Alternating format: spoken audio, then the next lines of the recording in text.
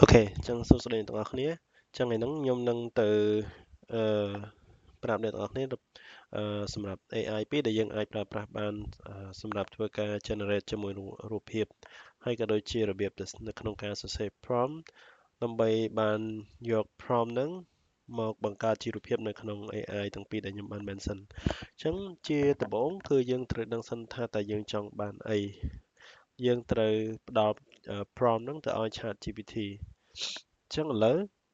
យើងចូលទៅក្នុង ChatGPT សិនមកអញ្ចឹងយើងចង់ឲ្យគាត់ធ្វើអីយើងចង់ឲ្យ ChatGPT ធ្វើអីអញ្ចឹងជាទូទៅអ្វីដែលយើងចង់ឲ្យវាធ្វើនឹងយើងហៅថាជា prompt អញ្ចឹងខ្ញុំឧទាហរណ៍ថាឥឡូវខ្ញុំចង់ឲ្យគាត់ឲ្យ ChatGPT នឹង create provide ជាមួយនឹង prompt ដើម្បីទៅ create ជាមួយនឹងឆ្មាពណ៌ទៅឆ្មាពណ៌ទឹកក្រូចអញ្ចឹងទៅអញ្ចឹងឧទាហរណ៍ថា give a prompt to create a an orange cat fighting with the dog យើងនិយាយប៉ុណ្្នឹងសិនចុះ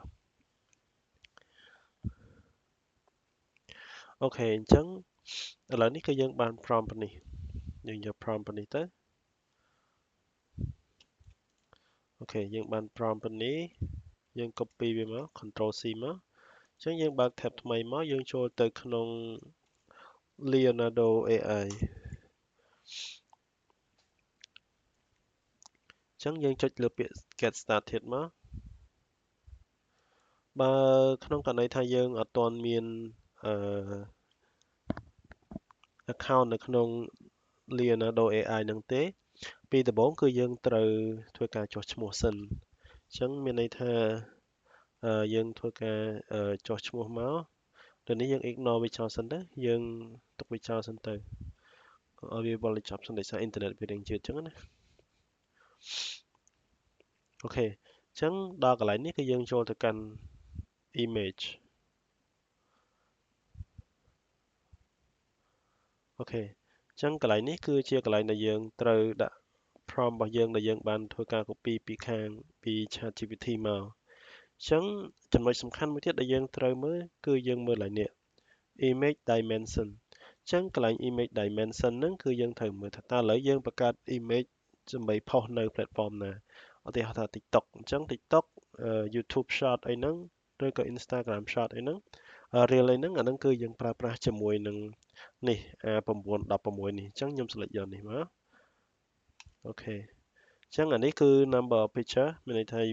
យើងត្រូវបាន generate រូបប្រមាណឥឡូវអញ្ចឹងជា default គឺវា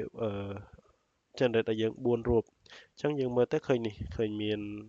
សញ្ញាពេជ្រហ្នឹងគឺមានន័យថាដល់តែ premium អញ្ចឹងឥឡូវនេះគឺយើងប្រើតែ free សិនគឺនៅ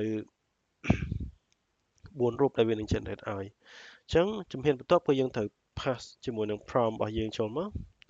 ហើយយើងចុចពាក្យថា generate អញ្ចឹងAI នឹងចាប់ដើម generate រូប4ឲ្យយើងខុសៗគ្នាដែលយើងអាចយកមកប្រើប្រាស់បាន